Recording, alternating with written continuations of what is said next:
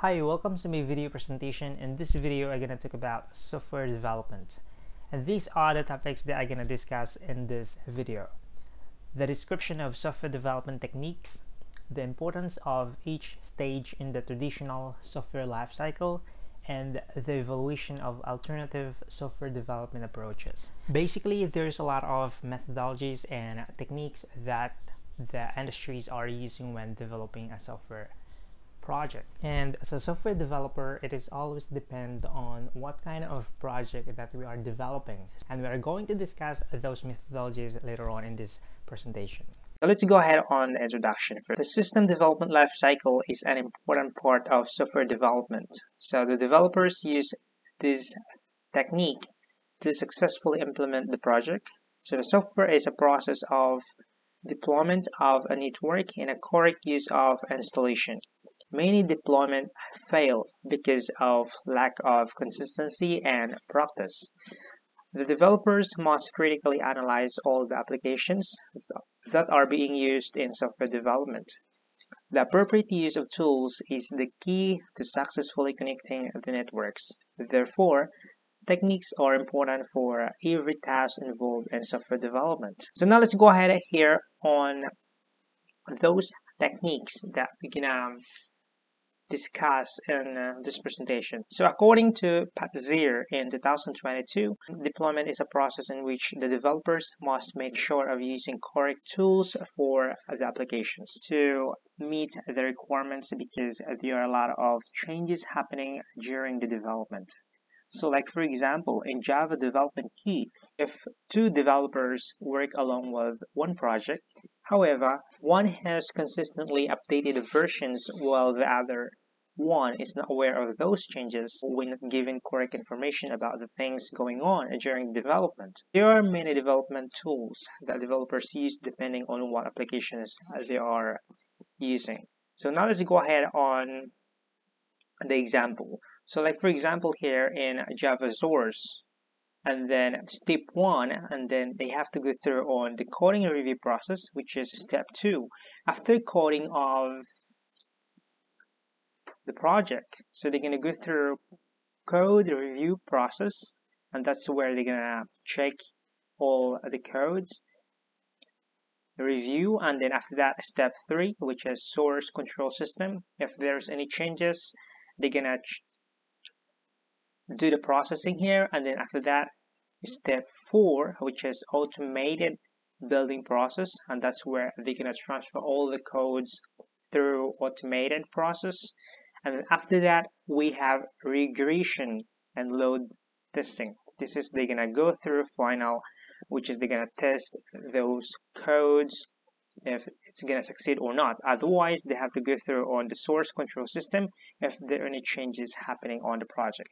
So that's an example. Now let's go ahead on first method that we're going to discuss here. So we have traditional life cycle approach, and one of the example is that the waterfall method. So actually, the waterfall method is a traditional life cycle approach as a method to develop a project. The waterfall methodology is the old system practices where the development process are taking longer than usual compared to today. So the advantages is that easy to understand, arrange and manage, identify what's the requirements that are needed for the project, and then we have flexibility and ability to handle the small tasks. And the disadvantages are the development process taking to see the appearance of the new system. So it takes time to see the results, and then it cannot accommodate changes requirements. So take note, it's hard to change when the project has been implemented already. So as you can see here, we have development process should start from planning, and to be able to go to the design, the planning should be check everything, and then the design should be check everything. During the development process, the clients will not going to know the results of the project until implementation, because they have to go through a certain steps to be able to see the results of the project. So that's the waterfall, and now let's move on the agile development approach. So the agile development approach is that The system analyst must be experienced enough to handle the task efficiently and ready to respond at any given changes. So basically, the agile development approach is different than a waterfall approach. In agile development lifecycle approach, the web developers must be ready to adapt any changes because there's a certain development changes during the development process, which is the developers must adopt those changes. So let's go ahead here in the brainstorming, and then after brainstorming is designing. So after designing is development, and then once if there's any changes on the development process, the developers can able to adapt or see the changes because there is always consultations happening every day, and as much as possible there's always meetings face to face between developers and the managers or the team. You can see here on the advantages, the agile methodology can handle changes during the project's development, and it's flexible for changes and adaptability. And then the disadvantages is that the developers and project manager must work together to deal with the complicated tasks, so interpersonal connections are necessary. That's the agile methodology. Okay, now let's go ahead on the incremental lifecycle approach. This model has flexible ways of developing software projects. However, when the clients are not satisfied, changes will be made based on clients' implications and will be carried out to the next increments until the project is well implemented. Okay, so as you can see here, we have build 1, build 2, and build 3. So first they have to gather all the requirements from the clients, and then after that they have to go through on the design and development, and then next is testing and then implementation. So they have to finish this first step of building the project or the software applications first, and then you have to present this on the clients, and if the clients are not satisfied for the project, they have to go through on the build 2, which is the second process of development. So they have to go through again on the design and development, and then testing, and then implementation, and exactly the same on the build 3 until the project has been well implemented. So that's the process of incremental.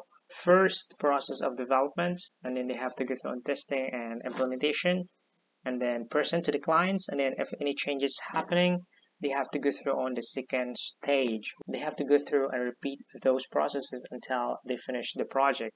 Now let's move on iterative development approach. So according to Dennis in 2008, during the development of the system, users are involved in the project, so giving some feedback is very helpful for the developers. In fact, frequent changes are inevitable when gathering additional requirements. So the advantages are when users are involved, then it helps the developers to know the system more easily. And the disadvantages, like it is not recommended for a small project because more management reasons. The iterative is like incremental process where they have to go through on the analysis and then design, implementation, and then finish the project and then present to the clients. But this iterative is that the users are part of this development, so they have to get some feedback from the users, and then after that they have to go through analysis again and then design implementation until they fully satisfied about the changes of the project. So that's the advantages of the iterative. Those are the approaches that are using in the industry. So number 1, we have waterfall. Number 2, we have agile methodology. Number 3, we have incremental development approach. And number 4, we have iterative development approach. So it always depends on what projects that the company are developing. Let's move on the second level of our discussion. So which is we're going to discuss what's the importance of every stages in the traditional software lifecycle approaches. The developers must have to gather all the requirements. So according to the author, every successful development project has methods that developers use to follow to organize the tasks from the start of the project up to implementation and maintenance. So here, now let's go ahead on the diagram. Using the traditional lifecycle approach, it takes time to know the results of the system based on the current system of the company, and then they have to go through planning. So they have to start from the planning, and then after that design, and then development, and after the development they have to go through on implementation. Here on implementation, that's the only time that they're gonna know the reality. After the implementation, so that means if the system is successfully implemented and working well on during the implementation, and then they can move to documentation. So here in document process, developers must create documentation, how to use the system, what the procedures are about the system, and then after that, maintenance. So these are the advantages: easy to understand and arrange and manage, and the system requirements are identified long before construction begins. And the disadvantages of this traditional lifecycle approach is that the development process is taking time to see the appearance of the new system and cannot accommodate changes requirements. Now let's go ahead on the last part of our discussion, which is the evaluation of alternative software development approaches. According to Dolstra 2004, the deployment of software has always been an issue despite many tools available to use. He mentions that the main issue with software development is consistency. Due to heavy requirements, many developers fail to implement the application's lack of flexibility, which makes it hard. He said that deployment software must support centralized and local package management, and there are issues that the system deployment must be dealing with. So these are the things that a software development or the developers are dealing with to be able to produce a good software project during development. So because it takes time, and the problem here that they are considering as a main issue is that consistency, that it's making more hard for the developers during the development process. So these are the things that they have to consider. Number one, we have dependencies, variability, consistency, atomicity, identification, source, binary deployments, centralized versus package management. So basically, those are the things that they have to consider when developing a software project. Now let's go ahead on those alternative approach during the development process. So number one, we have spiral methodology. So this methodology is widely used in technical engineering and sciences. So these are the advantages of this method. So this method is appropriate for evaluating the well-being of society. The customers are involved during the development process so that any changes at an early stage or phase of development will be easy to address. It is good for complex projects, risk handling during development due to risk analysis and risk handling at every phase. The disadvantages is that lack of clarity when handling data due to the wrong input during the development. The developers must be aware of their alternative plans. They have to gather all the requirements, and then they have to check if the risk that they are taking can be beneficial for the project, and then from there they have to analyze going back on the requirements. So that's the spiral methodology. So now let's go ahead on the rapid application development. Actually, this method has the capability to optimize results. In fact, the developers can project the solution based on the given problem through knowledge and experience. It is compared to the waterfall development process according to Dennis. So the developers must be open to an extension of other methods when the complexity of the project happens during the development. So the advantages is that high speed that can be able to deliver the product quickly. It is flexible for changes and modification. And the disadvantages, if the client is not there during the development, the product development may suffer because there might changes that the client wants during the development process. So the team members must be highly knowledgeable and skilled to speed up the process, must be well experienced to use this method. As you can see here, any changes can happen during the development based on the client's specifications. So because the client is part of the development process. So that's the rapid application development. And now let's move on the system prototyping development. So this is another methods that the developers can use for developing a project. So this system development allows users to give feedback during the development process to improve system design and overall functionality of the system. So therefore, the developers must pay critical attention to understanding some limitations of the system's true requirements. So now let's go ahead on the advantages of this one. Since the users can be part of the development process and they can give feedback during the development, so the advantages of this method is that having fast feedback from users will be helpful to meet customers' needs, and it's easy to adapt changes during the refinement process. And the disadvantages are frequently changing of the requirements can lead to poor documentation, and customer demanding at an early development even the system has not yet fully developed. There's always changing happening during the development process. If there's any changes happening during the time, they have to go through on analysis and design and implementation again. In the next one, we have throwaway prototyping. According to the author, he mentions that during the development process, it helps to manage the analysis and design phases to calculate the given time frame of the project. So for example, when users have an additional request, it will add tasks to the developers that the system will finally implement.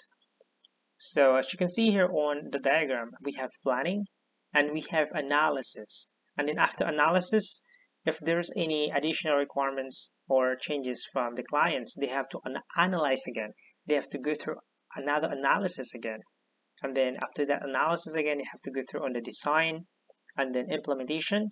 And then after that, if there's any other changes again, you have to do it again. And then before they can move to design prototype. And then after design prototype, if these any changes happen again, they have to go through on analysis, design, and implementation. And then doing those things again during the development before they can move on the final design. So, and then on the final design, when the things are successfully implemented, they have to go through on the implementation. However, if the implementation are not well implemented, if there's any changes again during the time, they have to go through on the design again, going back on the design and then going back on the implementation process before they can able to implement the project. So those are the development process of throwaway prototyping development. And last one, we have object-oriented development methodology. So according to the author in 1991, this methodology was one of the most influential software engineering methodologies in 1990. And there were 4 pillars that can be used by the developer as an advantage to develop the project using this methodology. There's a lot of tools and methodologies that are available in the market, but it always depends on the needs of the industry. So in conclusion, there are many available methodologies in the market that are useful for software development. However, due to these changes in technology, consistent learning and practice are necessary for a software developer to successfully implement the task during using the correct methodology that suits the project. So that's all for my presentation in this video. And I hope that I made myself clear for explaining about the software development methodologies, those techniques and tools that are available in the market, so as well as those alternative approaches or methods that can be used by the developers to be able to implement the project successfully.